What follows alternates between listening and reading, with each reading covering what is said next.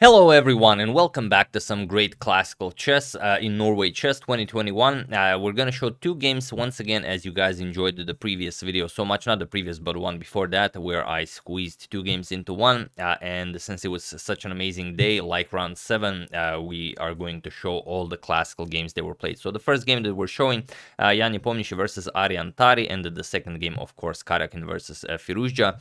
Let's dive straight into it, and we have quite a lot to discuss. So here Nepo with the white pieces opens with e4. Tari goes for c5. He goes for the Sicilian defense. Sorry, that's not true. I'm showing you a different game. Nepo actually opened with c4. He went for the English opening. Karjakin went for e4. But here we have e5, so the English is on the board. We have knight to c3, and now usually black just goes knight to f6 or knight to c6, but here we have bishop to b4, the so-called Kramnik-Shirov counterattack, where you're baiting white to go knight to d5. It's not really a bait because it's the best thing white can do. Of course, you're not going to allow black to just mess up your pawn structure, so knight to d5, and now bishop back to e7. So what's the idea here? Kind of allowing this knight to be on d5 instead of on c3, where we're going to play knight to f6, and then we're going to have pressure on this knight on d5. That's kind of the idea. So knight to f3, attacking e5, we have d6 defending, and g3 now, preparing to fianchetto our light square bishop, and now knight to f6, where we're already threatening to pick up the knight and mess up white's pawn structure a little bit. And now you could go for something like knight captures on e7, where maybe queen captures on e7, and then you get this position where nothing is really happening. White has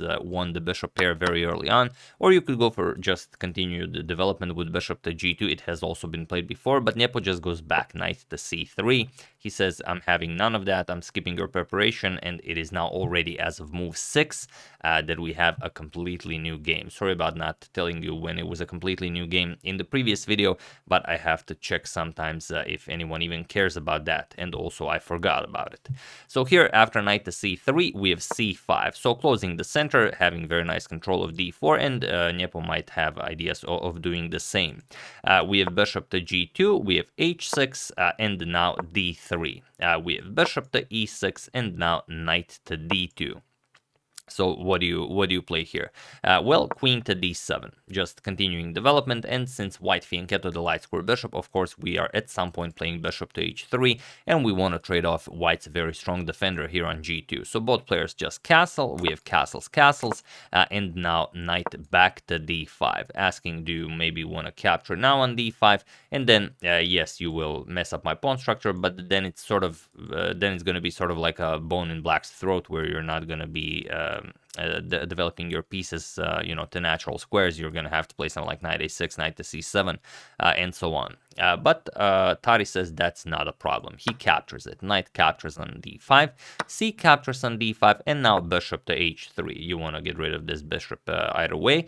So e4 by Nepo, and now bishop captures on g2. We have king captures, and now f5. And we can safely assume that Tari got exactly what he wanted out of the opening. Some, double-edged position where he can play for something. But that can be very dangerous against a player like Nepo, because if someone goes for double-edged position, it's definitely Nepomniachtchi.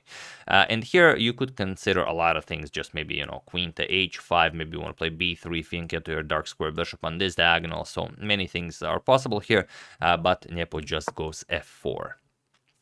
He says it's not a problem. I already played g3. I'm going to play f4 as well, and you still have to finish your development. So here we have e captures on f4, and now one might consider a move like rook captures on e4, but here we have g captures on f4, and Nepo says bring it on.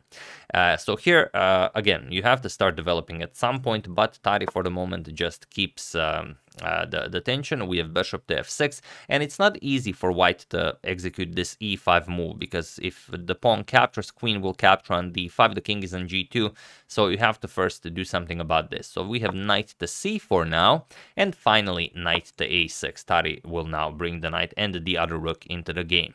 And now, like I said, e5, it's much too early for that. If we try something like d captures and even d6, it's kind of may be possible, but not really, because we're just going to capture on f4, and now we have to constantly worry about b5. Then our pawn will fall if the knight gets kicked away, so we might stop it with a4, but then black can play g5, and it's black who's attacking here, not white. So after knight to a6, we have queen to f3. Now you have support for e5 because the queen will be guarding the d5 pawn, and now we have rook a to e8. If you go b5 right away, which is, I know, something you guys really want to do, we play knight to a5, and then the c6 square is available for the knight, and then from c6 we are also covering e5, so this doesn't really stop e5. If anything, it maybe even enhances it. So after queen to f3, we have rook a to e8, and now queen to h3. Stopping any captures because the queen on d7 would hang, so and also just threatening to pick up this pawn. So bishop to d4 now. The rook also helps out with the defense of this pawn, and now comes bishop to e3, countering black's very strong bishop here now, but now the position is much different than it was, so feel free to pause the video and try to find the only winning attempt for Tari while I give you a couple of seconds. So for those of you who were able to do it, congratulations on spotting that b5 now is the correct way to go. And for those of you who just want to enjoy the show, yes, it is still b5. So it's not exactly a winning maneuver, but it's, you know, like a crossroad where this road can take you to victory and the other road maybe won't. And now it's incredibly strong because now if you go knight to a5, which was possible in all of those lines, then we simply play bishop captures on e3, queen captures, and knight to b4 now. And there are too many threats. Knight to c2, this fork will win you material. There's also knight captures on d5. You will not be able to capture because the queen is now on e3. And the only way to avoid all of this is to move the queen away from there. But now we play c4, and now black will have excellent winning chances because, well, you either get a beautiful pass pawn here, or you capture just with the knight, or if pawn captures here, you get a beautiful pass pawn here, as the rook will already be guarding this, so white cannot keep an eye on everything. So b5, incredible move, and Tari played it. So here, of course, moving the knight makes no sense, like we've just shown. Nepo captures the bishop, but now still just b captures on c4, saying your bishop is still hanging. So Nepo brings it back, bishop to c3, and now c captures on d3. So what do? If queen captures and attacks the knight, kind of saying, okay, you cannot capture and create a pass pawn because the knight is hanging, we can just move the knight with tempo. The queen is attacked, and even if black captures, we first capture on e4, create a pass pawn, and only after the white queen moves, then we recapture on b4, and now we have a monster pass pawn here on e4. Black is, of course, much better. So after c captures on d3, Nepo says, all right, I have to, you know, do some damage control here, or maybe even just, you know, not abandon ship just yet, but do some damage control. He goes rook to g1, now preparing to put some pressure along the semi-open g file, and now rook to f7. Tari just adds another defender, so he doesn't have to worry about stuff like that. We have king to h1, and only now rook captures on e4. So what do you play here? Of course, you could also consider something like this. Yes, you do have two connected pass pawns now, but then maybe queen captures on h6 can be somewhat annoying now, having a triple attack here, and could happen, but it's very complicated. So he goes for rook captures on e4. It's a much more direct way to play. And now, what does Nepo play here? Well, obviously, you could go for queen captures on h6, but there's no follow-up here because the g7 square is just defended 3 times. So here we have rook to g6. Now Nepo wants to double rooks on the g file and then play queen to h6, and then 4 of his pieces will be going after that to g7 square. But now the problem is Tari has one move that no one would expect, and that is rook captures on f4. And for a very good reason. You will realize it on the next move. Rook 8 to g1, now with full pressure going for that g7. Queen captures on h6. We've kind of reached the position from the thumbnail, but now feel free to pause the video and try to find the only move for Tari that wins the game while I give you a couple of seconds.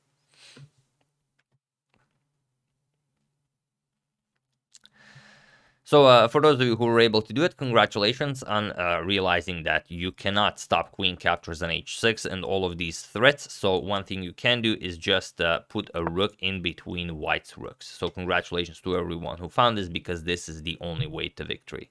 And now the problem is, if you go queen captures on h6, nothing really happens. We're just going to capture one of the rooks, and after rook captures, yes, you're attacking it 3 times, but we are defending it 3 times, and we have a passed pawn here. So yeah, we would be completely winning for black.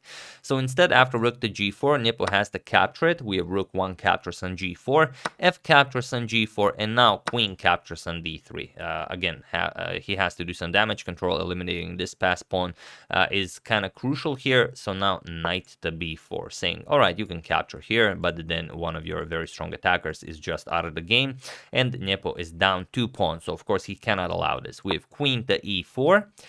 And now comes rook to e7, putting pressure on the queen here, queen to f4, and now knight captures on d5, going after the queen. The thing is, you could have played knight to d3 as well. It's a very tricky move, and white really doesn't have a good move here. Capturing, for example, on d6 just runs into queen f5, and there's no defense against queen to f1. It's a game over. So instead, after queen to f4, okay, Tari played knight captures on d5. It's still just as winning. Queen to c4 now, pinning the knight, but doesn't really matter. We have queen to f5, defending the knight. Now comes rook captures on g4, and the king to h7, nicely unpinning. And now we will very happily eliminate this bishop here. So of course Nepo moves it, bishop to d2, and now queen to f3 with check. We have king to g1. Now comes queen to d1 with check, I'm not sure if this is where Nepo resigned. It could be that he resigned here, but yeah, I'm calling it that he resigned here. Of course, I don't think he would move the king and then, you know, allow the capture of this bishop, because after king g2, queen captures and d2 comes with check, your knight is defended, and of course you are getting destroyed here. But just, you know, not the, you know, tell you guys something that's not true, I will check really quickly at what moment did he resign. So yeah, after queen to d1, it was in this position that Nepomniachtchi resigned the game, and a very nice victory for Aryan Tari, which is also his first victory in the Norway Chess. So very, very good for him. So that's Nepo versus Tari. Hope you guys enjoyed that. But now we're going to check out the other game as well. It's a rather short one, so stay tuned. Let's check it out. So the next game is... Karjakin versus Firouzja, and it's quite an impressive one. So let's check it out. Sergey with the white pieces opens with e4. You guys already know this because I thought that was the move for the previous game. c5 by Firouzja. Of course, he goes for the sharpest reply possible to the e4, the Sicilian defense. Knight to f3. We have d6 and d4 now, striking in the center. Captures, knight to f6, knight to c3, and now, of course, these guys are not joking around. The absolute sharpest possible, the Najdorf Sicilian, is on the board.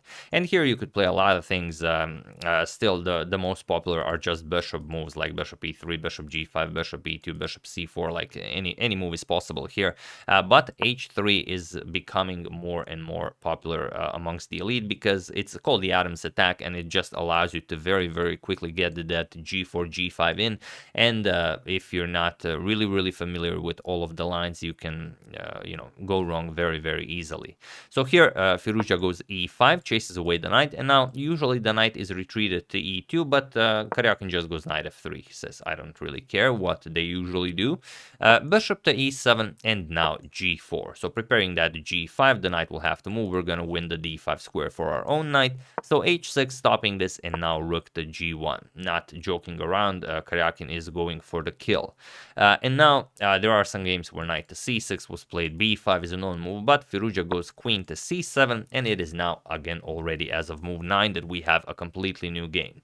So what do you do here? Well, of course, the question is, do we just strike with the g5? And while it is possible, it's hard to say if it's the correct thing to do. For example, g5, we're going to capture, knight captures here, and we constantly have pressure. We control e6, we control f7. Luckily, black controls the c4 square, so you don't have bishop to c4. But even ideas like knight to c6 are possible, allowing bishop to c4 and now knight to d8. So black can even play like this. The f7 square nicely defended, the queen attacking the bishop here. The Najdorf is a very, very rich opening. But Karjakin doesn't go for this. He goes for knight to h4. He really likes the f5 square for his knight as an outpost, and Firouzja prevents this. We have g6, sort of a weakening of the position, but you have to, play something. We have knight to g2, now shifting the knight to e3, and then you will really have very nice control of the d5 square. We have bishop to e6, also developing a piece, gaining more control of the d5 square, and now knight to e3. We have knight b to d7, and now h4. So again, aimed at winning that d5 square, we want to play g5, kick away the defender of the d5 square, and then, just put a knight on this beautiful outpost. Queen to c6, Firouzja not only gains more control of d5, but now puts pressure on the e4 pawn, so you have to defend this pawn. Queen to f3, defending it, and now knight to c5, adding another attacker here. So Karjakin defends it, bishop to g2, and now even knight to a4. And this is where the magic really happens. So it's a really, really crazy position, much like you can expect from a Najdorf. Well, you now have kind of released control of the d5 square a little bit by black, and you should put something on d5. The question is what? Probably this knight. Because this knight is kind of busy guarding the g4 pawn. So what would happen if knight c to d5? Well, we would see something like bishop captures, e captures on d5, attacking the queen, and after queen to b6, we would get this position where, yeah, it's a fine position for both. Black has a lot of pressure here on the queen side. Rook to c8 is coming, even more pressure on the queen side, and who could play this with white? If you ask our good friend the engine, he just says king f white, and white is perfectly fine. But I mean, we can't just play like that. I mean, if we play like this, then it would be chaos. So of course he doesn't go for this. He goes for a different line. He plays knight e to d5 instead. But now it's a little bit weird. You've released control of the g4 pawn. And while it's impossible to capture it with the bishop because knight captures on f6 with check, and then you just lose this bishop, it is possible to capture it with the knight. So it's a fine move, and now it's a question what white had in mind. Probably maybe capturing on e7, and then king captures on e7, but black shouldn't really care. The king will be very safe on e7, as he often is in a lot of the lines of the Najdorf. But instead of this knight captures on g4, Firouzja plays knight captures on c3. We have knight captures on f6 with check, bishop captures, and queen captures on f6 with check. And now both Firouzja's knight and the rook are hanging. So what's happening here? Well, nothing really. That's the crazy part. Firouzja just plays king to d7. Now the rooks get connected, the rooks are defending each other, and the knight isn't really hanging. If you capture the knight, then we just play queen captures on c3 check, and black wins the game. You don't really have a good move here. If king e2, even bishop to c4 check. King d1, we're going to play queen to d4 check, harass that white king a little bit. King e1, only now capture the rook with the threat of just queen captures on c1. So white is completely lost here. And also we're guarding that f7 pawn, so there's really no counterplay here. So instead, Karjakin says, all right, that's obviously not a very good idea. So maybe my whole idea of bringing this knight to d5 wasn't all that impressive, but I'm already here, so I have to continue playing. He plays g5. Now, if h captures, bishop captures, you might have some access to the e7 square. But Firouzja just plays knight captures on e4. There's no way to defend all of the pawns. Either you lose this pawn or you lose this pawn. It's also attacked twice, so there's no hope of that. So he has to go for some activity. But now, like I said, knight captures on e4, attacks the queen, so queen to f3 now with a double attack on the knight, and now finally d5. And you know what we say about black when he plays d5 in the Najdorf, it's even if it's an equal position, you know that black is better. But here, when it's a better position, d5 is just, it's hard to watch. So queen back to d1. You also have to keep an eye on the c2 pawn. And now queen to b6, threatening checkmate. I mean, what is happening here? And now queen to e2 is a solid reply. You can kind of defend this pawn, but it's a very, very passive. Then rook to c8 is coming. You can double rooks on the c file. It's going to be very ugly. So instead, we have bishop to e3. Karjakin wants to activate his pieces, and he's offering the b2 pawn for that. Maybe he can get some rook to b1, rook captures on b7 action in there. But Firouzja says, not a problem. Queen captures on b2. We have bishop captures on e4 first, eliminating one of the attackers. And while it's impossible to capture this due to the pin, we have queen to b4 check. This is how he saves the day. c3 defending, and now queen captures on e4, and now rook to b1, going after rook captures on b7. But Firouzja doesn't care. He just plays h captures on g5, so like the honey badger. And what do you do here? Yes, you could go for rook captures on b7, but this is kind of what black wants. He's going to play king to e8, and this rook is now just a liability here. You want to play d4, and then you're going to attack the bishop, the rook, so you're going to have to waste another move just moving that rook. So instead, first we have rook to b4, attacking the queen, and now d4. So now you can't really do anything about this.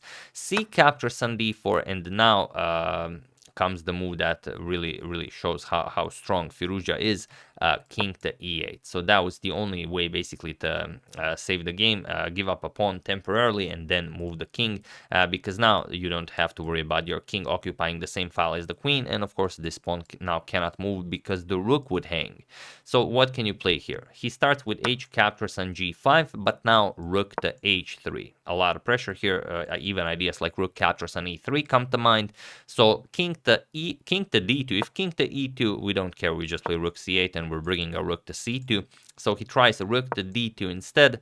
Looks very weird, but there is just nothing better. We have bishop to f5 now, going after a queen to d3 check. So queen to b3, guarding this, but now rook to c8. And there's really not all that much you can do now here with white. Rook to c1 was played, offering a trade of rooks, and black happily obliges. We have rook captures, king captures, now rook to h1 check, king to d2, and now b5, completely making this rook useless here. And what do you play here with white? d5 was played, opening up a discovery here on white's queen, but just queen to f3, and it was in this position on move 35, on move 34, that Sergey Karjakin resigned the game, and another great victory for Alireza Firouzja in classical time format. So here you resign. It's sort of almost like a two-swung. I mean, it's completely lost, but there's no move that you can make.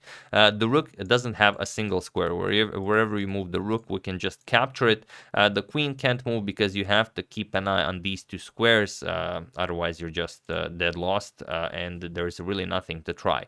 If you try something like a3, which is just trying to keep everything where it is, we just play rook to b1, and it's game over. You don't have access to these two squares. You have to play queen to a4, and now just queen captures on d5. So the queen cannot keep an eye on everything. King e2, and now we just finish it. Bishop d3 check, king d2, bishop to c4, a nice discovery check, king to c2, now queen to d3 will be checkmate.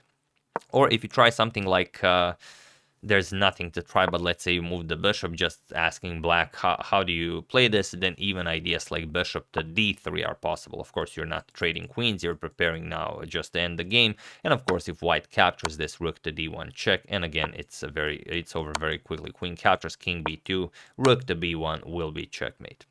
So yeah, once again, hope you guys enjoyed that. After queen to f3, Karjakin resigned the game. So wonderful classical games by both Tari and Firouzja. And what does this mean for our standings? Let's check it out. Here are the standings. Rapport still leading the tournament, half a point ahead of Magnus Carlsen, who caught up to him a little bit. But 2 more rounds to go. We'll see if Rapport can take it all the way and just win this amazing classical tournament. Then we have Firouzja, who is now in 3rd place, as Nepo lost the game. Followed by Nepo, Karjakin, and Aryan Tari, who doubled his points as he was only on 3 points. But now with a winning classical, it's now 6 points. But he can still win 2 classical games, so maybe he gets on 12 points. Good things can still happen for him. So yeah, that's the game, or rather games. Hope you guys enjoyed that. Really wonderful stuff. I'm really looking forward to the next 2 days and how all this will unwind. So stay tuned for that. Hopefully we can have as many classical enjoyable games as possible. Armageddon is nice, but I mean, classical is classical. So yeah, once again, hope you guys enjoyed that. I would like to thank CustomChess.com, Tom Derolo, Isaac Hitzgraf, Francis Air, and Sri Gautam Yoshula for contribution to my channel. Thank you a lot. I really appreciate it. As usual, you can check to my previous videos here. Thank you all for watching, and I will see you soon, continuing the coverage of the rest of the tournament, checking up on your wonderful suggestions, and whatever else happens in the chess world. Thank you all. I will see you soon, and have an excellent rest of your day, and sorry for a bit of a longer video again. See you soon.